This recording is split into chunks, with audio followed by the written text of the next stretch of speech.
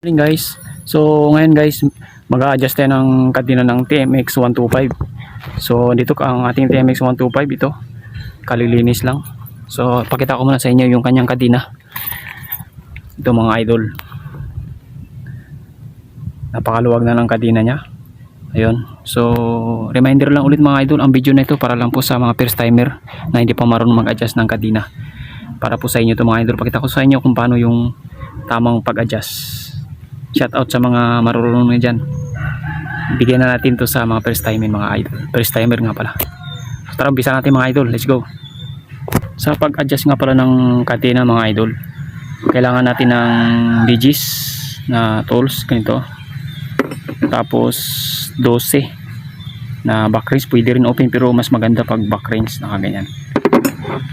Tapos 17 pang contrast axle. Tapos ito naman yung pangluwag natin dun sa axle nut. Tara umpisa natin mga idol. Una mga idol, itong 17 ikukontra natin dyan. Tapos ito naman yung 22 na tools. Ito naman siyang gagamitin natin dito. Ayan. So ayan, luluwagan mo natin yan mga idol. So ayan mga idol, kung napapansin nyo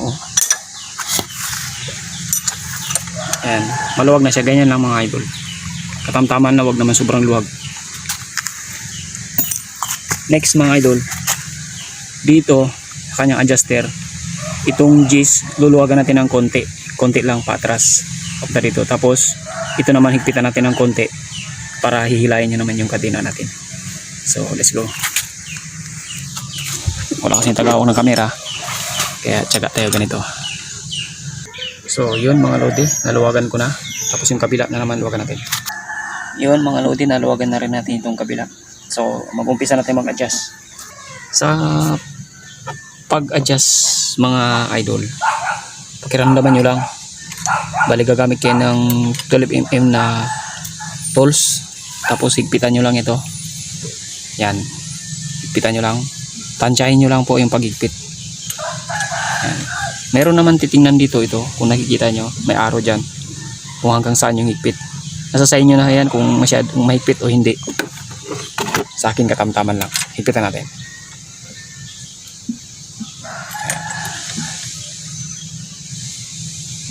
Tapos habang hinigpitan nyo ng konti, pakiramdaman nyo rin. Yan. Ganyan lang lodi ang tamang paghigpit, ang tamang pag-adjust. So yun mga lodi, nag-adjust na ako dito. Bali kung ano yung higpit natin dito, imamatch lang natin dun sa kabila. Yung sa kabilang adjuster, parehas lang yung higpit nya. Tapos mayroon din tayong arrow dito na pwede nyo titingnan, medyo malabo. Yan, imamatch nyo lang din sa kabila. Pag okay na mga lodi, ito ganyan, sa akin ganyan, ganito lang ako mag-adjust. Pero nasa sa inyo yan, kung gusto nyo higpitan pa ng gusto, nasa sa inyo po yan mga idol. Sa akin ganyan lang. Tapos ikutin nyo, hindi naman siya masirang lumalaban. Yan, sa akin ganyan lang yung tamang paghigpit ko.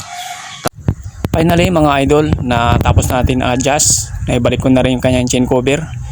Bali ganun lang kasimple mga idol ang tamang pag-adjust. Nasa sa inyo yan kung gusto nyo ng hipitan ng gusto, pero sa akin katamtaman lang.